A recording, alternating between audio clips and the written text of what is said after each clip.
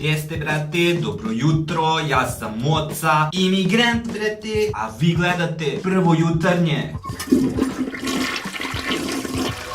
Proseravanje. Stigo novi vikend, nova kazna, novo uprašnjavanje s mozgom, novi video podrške, nove ideje za pozitivno postupanje. I ovaj video je posvećen svim emotivno retardiranim ljudima, pogotovo sa horderskim pretenzijama. Ovog vikenda učinite sebi uslugu, uradite nešto jako pozitivno. Kurtališite se nakupljenog đubreta iz prošle veze ili prošlih veza.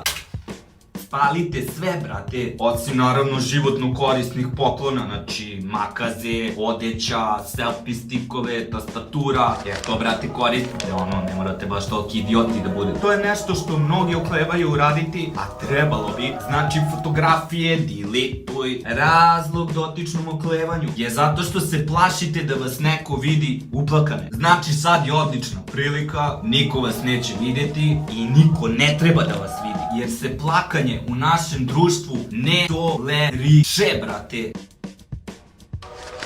Iako je potpuno regularna telesna funkcija, poput podriga ili prdeža, ne toleriše se. Jer svi znaju da ako si žensko, plačeš iz neke koristi i dobiti jer si zmija. A ako si muško, plačeš jer si pičketina i pederčina i jer nisi prava muškarčina, brate. I to jednostavno niko neće da ti trpi, mogu da pokušaju, neće uspeti. Zato nemojte ni da rizikujete, brate. A da se vratiš na temu, brate, da mi popušiš kurac, brate, jel žuriš možda negde?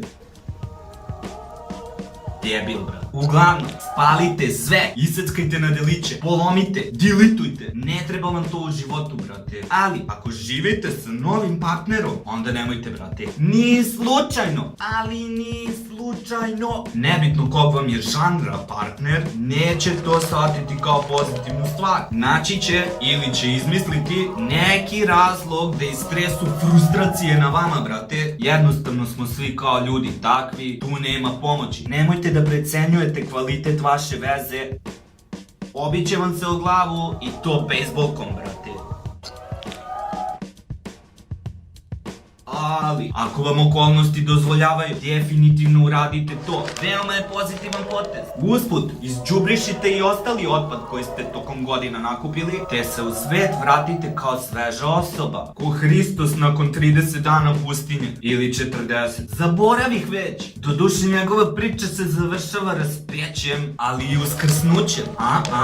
Zato budite ko Hristos, jer na taj način možete da obrnete neke pare.